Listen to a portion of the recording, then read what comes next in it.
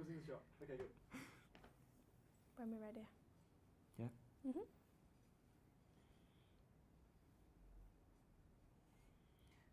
Good afternoon and welcome to SHU TV News. I'm Nathan Halliwell. And I'm Harriet Grant. The main stories this afternoon.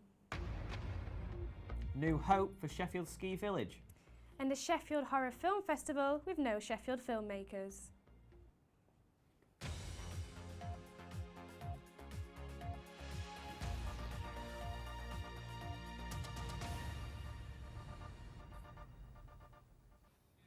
First today, a revival of the once famous Sheffield Ski Village. The slopes once trained Sheffield's Olympians, but after the site was hit with arson attacks in 2012, it's been shut ever since. Molly Fawcett has more.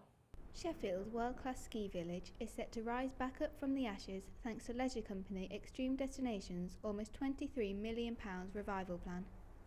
Opening in 1988, the ski village has spawned athletes of the sport. Famous skiers who made their first tumble down the icy slopes include Ellie Koyander, who participated in the 2010 Winter Olympics. But tragedy struck the ski centre in April 2012 when arsonists burnt down the main building.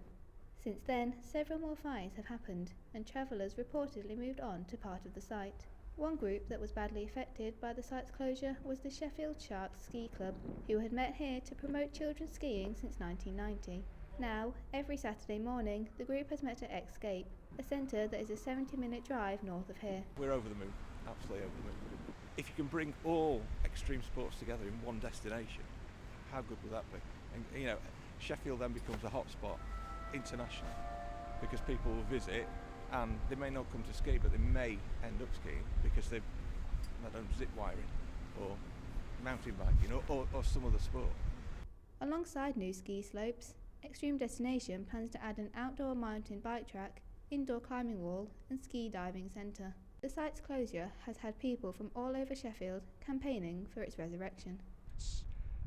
It's a unique bit of, the whole of Parkwood Springs is a unique area. Redeveloping it would give a real impetus to the development of the whole of the area of Parkwood Springs, which we want to turn into a country park in the city. Extreme Destinations are hoping to have these ski slopes reopened by 2019. Until then, you'll just have to keep your fingers crossed for heavy snowfall down Hallam Hill. I'm Molly Fawcett for Hallam News.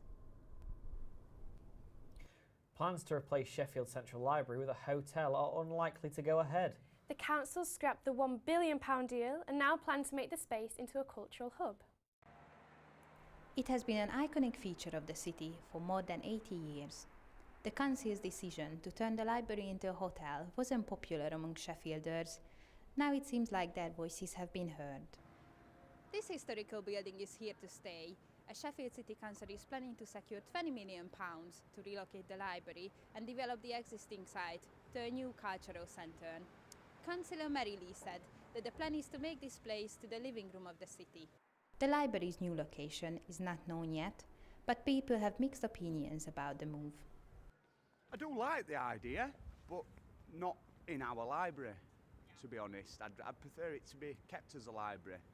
If it's another attraction in the centre of town, that's obviously a good thing. No, I don't want it to move. And I think most of us coming here, we don't want it moving. I'm really glad that it's not going to be a hotel. It belongs to the city, this library, and it's really important that it's kept for the people who live here. The new plans are yet to be finalised, but it seems like the building will still belong to the people of Sheffield in the future. Sarah Kopechny, Hallam News. Uber has had its licence to operate in Sheffield suspended by the City Council. The decision was taken after mistakes were made on the licence application. Uber is appealing against the decision, but as it stands, they will not be able to operate in the city centre after December the 18th. Sabrina Ahmed has been talking to Uber drivers. I'm here at Sheffield's train station, where I've been speaking to Uber drivers about their opinion on the suspension. Some feel worried that over the busy Christmas period, they will become unemployed and financially unstable. Some even consider changing firms if Uber does not win the appeal against Sheffield City Council. Well, find another company, but I hope not to do that because I've been doing this job a long time. I've been working for different companies and this is the best one so far. I've been doing it since 2003. Yes. Yeah, I'll probably join City, or Excel. Mainly probably City. So I'll just wait and see what happens on the 18th. Well, I reckon it'll be resolved, yeah. Uber has had its licence suspended in Sheffield. This comes after an incorrect name was written in the licence form. We will know within the next 10 days whether Uber will be renewed and will continue operating in Sheffield. Until then, we don't know how difficult it's going to be to get to the Boxing Day sales. This was Sabrina Ahmed for SHU News. A bus lane in Sheffield has caused upset for local businesses. Starting on Chesterfield Road, the bus lane comes as part of a strategy for cleaner air in the city. However, some businesses aren't happy as roadworks have meant a loss of customers due to little or no parking. The business has been affected. Well, certainly our footfall has been reduced, and it's been like that with a number of local businesses the same.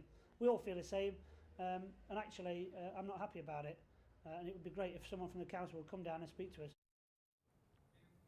One of Sheffield Hallam University's newest buildings has won an award for innovation in teaching and learning.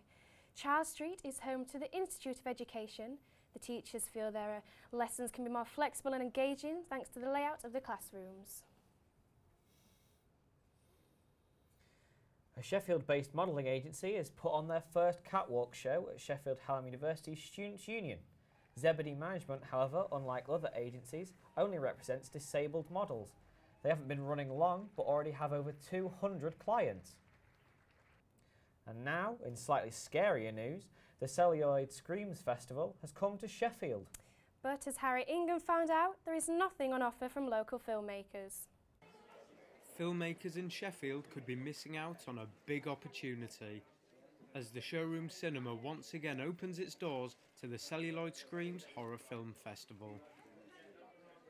With films being showcased from all over the world, some at the cinema believe this festival is the perfect opportunity for local filmmakers to get a taste of the industry. Well, it's definitely a stepping stone. I mean, over the years there's been competitions to big stings and trailers before the films, bumper competitions, we call them, and obviously they get to hang out with some of the other filmmakers. And there's a few people who've come here with shorter films and then have graduated to making feature films and things like that. I think it's very important that people in Sheffield can see film from all over the world in every kind. So here at the showroom, we try and do that. So yeah, there's loads of things you can do here. I encourage everybody to come along and support the festival if you have an interest in genre and filmmaking. But despite the enthusiasm of those involved, it appears that no local films managed to make the cut. Of all the films showcased this year, none of them were made by filmmakers from Sheffield, which raises the question, just how good an opportunity is the film festival for local filmmakers in the area? If this doesn't improve in the coming years, filmmakers in Sheffield could be in for a real fright. I'm Harry Ingham, back to you in the studio. A new study at Sheffield Hallam University has been trying to find out if mobile games can improve reaction times and how we learn. Sam Burton went to find out more. Could a simple hobby help you learn new skills faster and raise your reactions to superhuman levels? That is what psychology lecturer Dr. Martin Thurkettle and other lecturers from Sheffield Hallam University are aiming to find out. So what we're looking at here is visual expertise. So in fun games like Candy Crush, you get better at playing these games. What aspect of your abilities is actually improving? By comparing players of the popular app Candy Crush to non-players, the experiment has the volunteers seeing how fast they can recognise where a target is in an image. The faster your button click, the better your reactions, and the more you've learnt from the game. I volunteered for the test 2 weeks ago and got the average score for a non-Candy Crush player.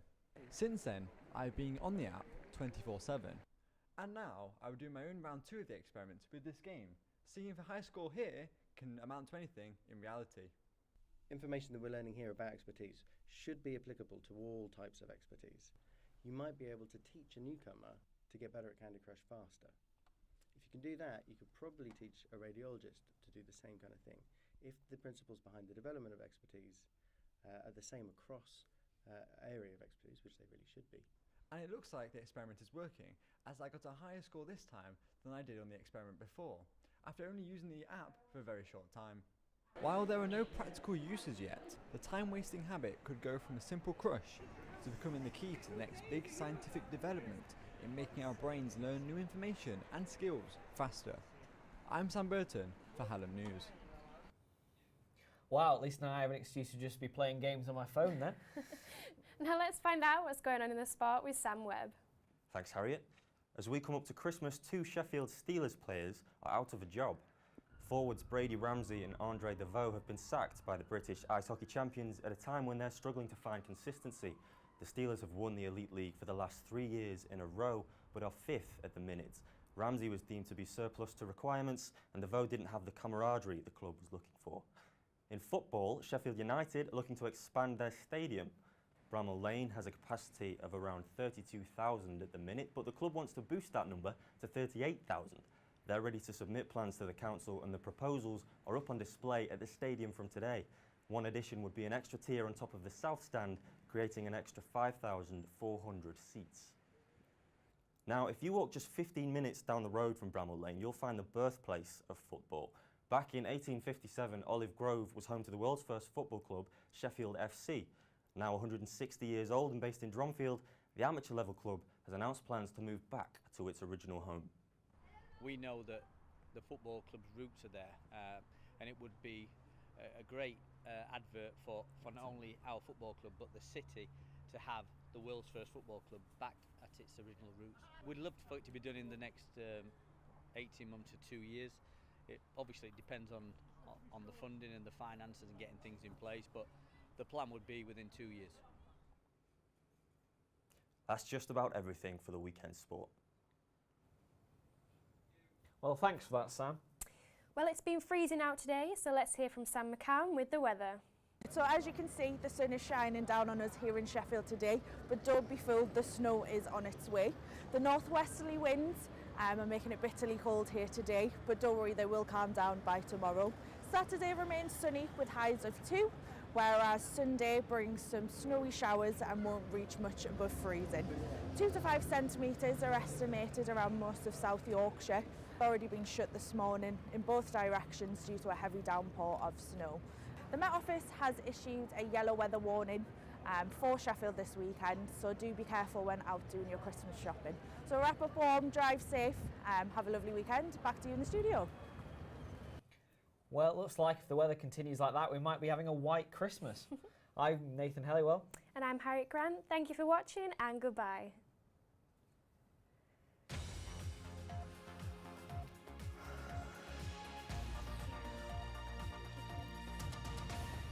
That was it.